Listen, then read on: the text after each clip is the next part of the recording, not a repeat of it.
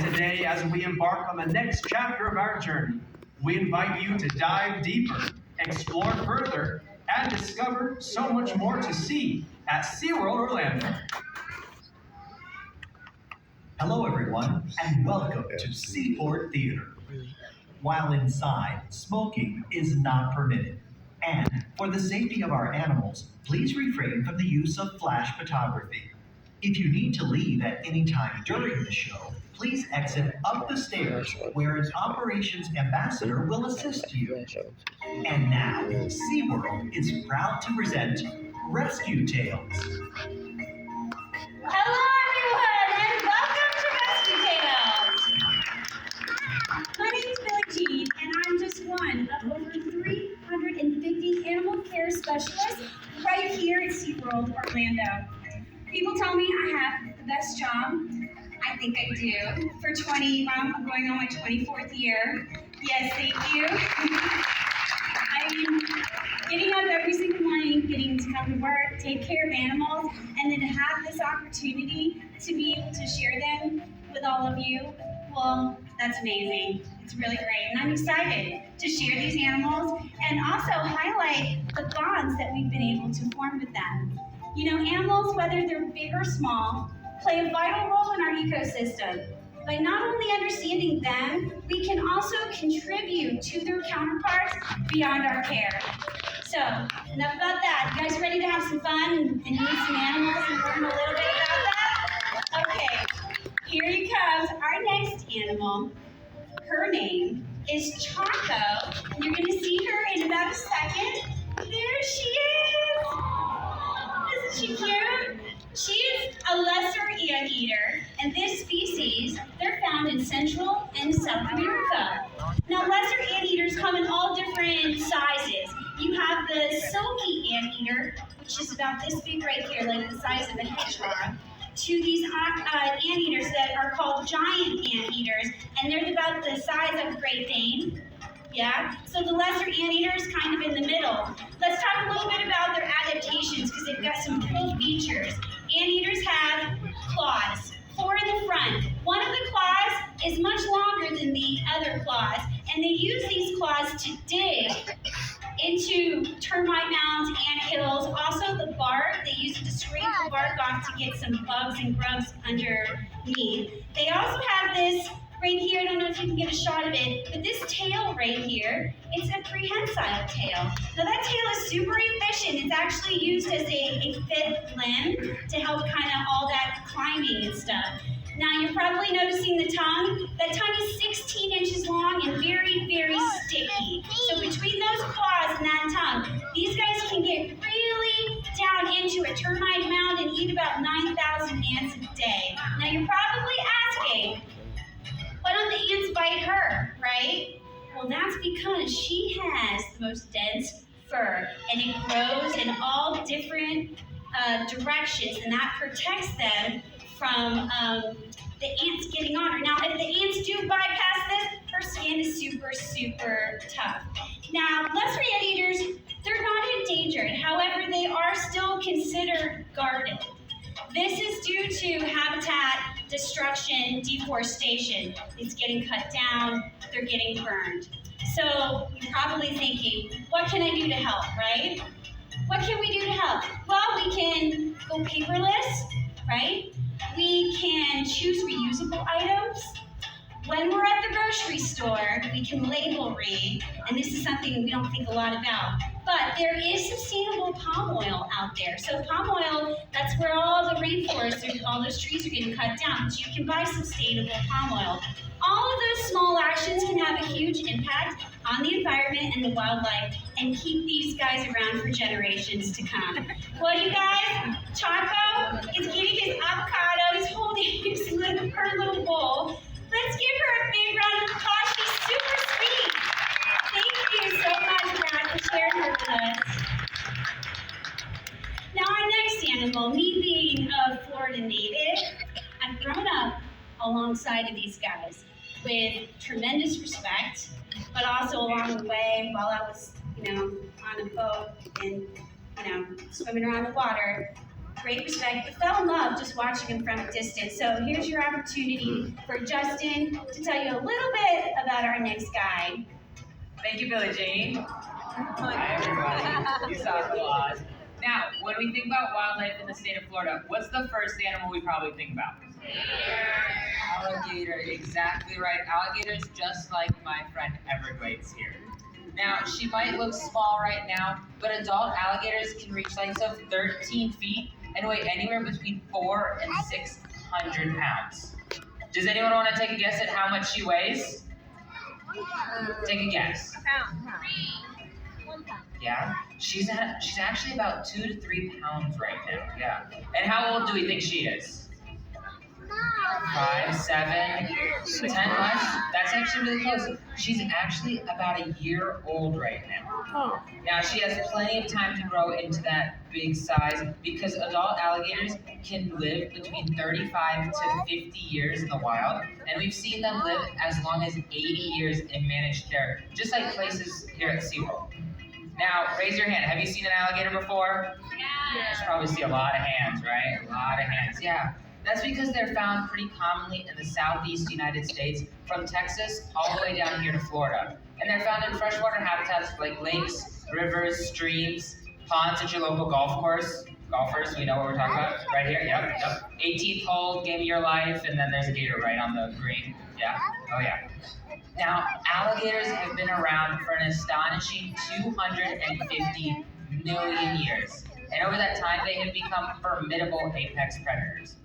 That's because of two things: their armored bodies and their powerful jaws. Now, if we take a look along this back here, you can see these almost divots. That's something called an osteoderm. Has anyone heard the term osteoderm before? No. Oh, I saw one hand. That's okay. It's a fancy word. It's a big fancy word that means bony plates. So these osteoderms act as bony plates or protective shields against predators. And look at this powerful jaw right here. Does anyone want to take a guess at how many teeth she has? You can shout it out. 50? 50? I'm hearing a lot of 50s. All right, let's count.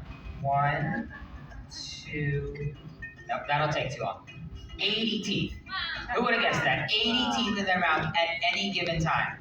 And like sharks, they actually grow new teeth and can keep losing them. And we found that alligators go through between 2,000 to 3,000 teeth in their lifetime. Now, alligators are unlike any other reptile because they'll actually take care of their young for up to 2 years after they hatch. Females will lay on a nest, and the temperature of that nest actually determines the gender of their young. A lower temperature, about 85 degrees, are mainly going to be females, like Everglades, but a higher temperature, around 90 to 95, are mainly going to be males. Now, alligators are one of my favorite animals to talk about, and that's because of their conservation message. Way back in 1967, they were actually listed as an endangered species. This was because of overhunting and habitat loss. But thanks to 20 years of continued conservation efforts, they were actually taken off that endangered species list in 1987, the very same year that they became the first official state reptile of Florida. That's pretty cool, right? Yeah, that's really awesome. Now, do we think that alligators are important for our ecosystems? Yeah, they are. And over the last few decades, we've learned how humans can coexist with alligators by giving them their space and not feeding them. With your help, we can make sure that alligators continue to thrive and stick around for another 250 million years. Now, how's that sound? Can we do that? Yeah, we can do that. I got a couple applause. There's a little bit of applause. Well, now it's time to say see you later, alligators. Because next out is going to be Cassandra talking about one of our feathered friends. Hello again, everyone. My name is Cassandra, and this is Olive. Olive is one of the rescued birds here at SeaWorld, and she is a crested caracara. And what that means is she is a type of falcon, specifically a ground falcon. When we think of falcons, what's the most common falcon that we think of? Peregrine. Yeah, the peregrine is the fastest animal on the planet. They can fly at speeds of over 200 miles per hour. Her body, instead, is not quite designed the same way. She's a ground falcon, so she has those super long legs to be able to grab a hold of things and run on the ground. Very curious about seeing herself on the big screen right now. But she has those long legs, and she can reach speeds that similar to that of a human, a little bit faster too. So they're very, very strong. Now those feet are attached to a lot of muscles that go right up into their chest, and these birds are actually found right here in Florida. They're a little harder to find though, because typically when you think of falcons and hawks, you're gonna look up. These birds are gonna look down on the ground instead. And that camouflage all over their body, that dark back, that light belly, helps them to blend in with the shadows on the ground. So she would blend in very, very well with like brush. Sometimes if she's hiding in the bushes or in burrows, she'll be able to hide in those shadows too. And then she's got those powerful feet to be able to grab a hold of any prey items that are on the floor. Now, Olive being a falcon and her range going all the way from Florida down along the coast into the Gulf of Mexico and into Central America, these birds are fantastic to have around. They will take care of a lot of pest animals, so rats, mice, rabbits even, animals that can take care, that will spread disease. These are the birds that you want to have around because they will actually take care of those pest animals for you. So if you do see them flying around, whether they're alone or in a group, that's really, really good sign. That means that your environment is the perfect habitat for them to hunt and be able to keep clean. Now, Olive is a special bird here at SeaWorld. She was actually rescued when she was a little baby, just a couple of days old. Aww. And when she was just a few days old, our friends at another rescue were able to try to pair her up with an adult female. Now, the adult female caracara, the goal was for that adult to raise her like one of her own. So she would learn all the skills that she needed, like a bird would learn. Now, that bird did not want to be a mom. And so instead, we had to step in and act as her caretakers, her mom and dad, and be able to teach her those skills on her own. But because she got so introduced to people and so comfortable being around them, she is considered an imprinted bird. And imprinted birds, a lot of times, when they get too comfortable around people, that's where they want to be. They want to hang around the humans instead. And if you had a bird like this fly right up to your feet looking for food, it would be a little intimidating, right?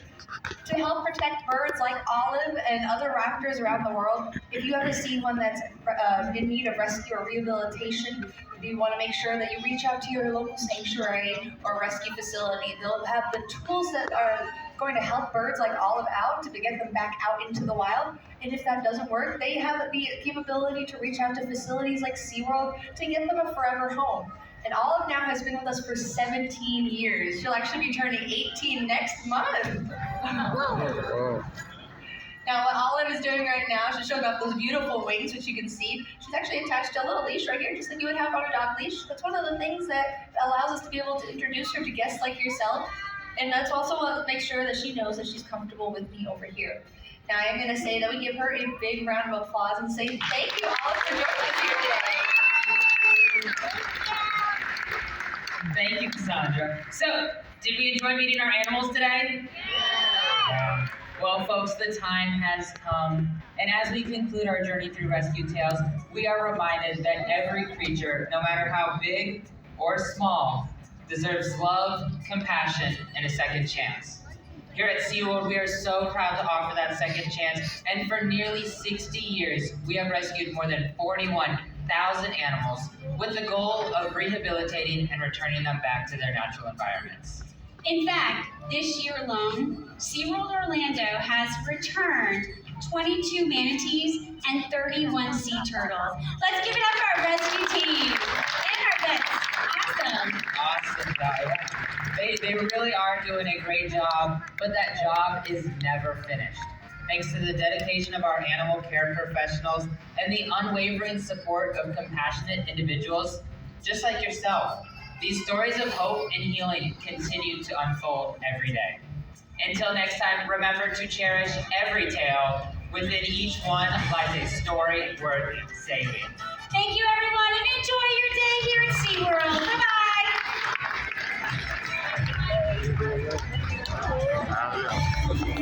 Bye-bye.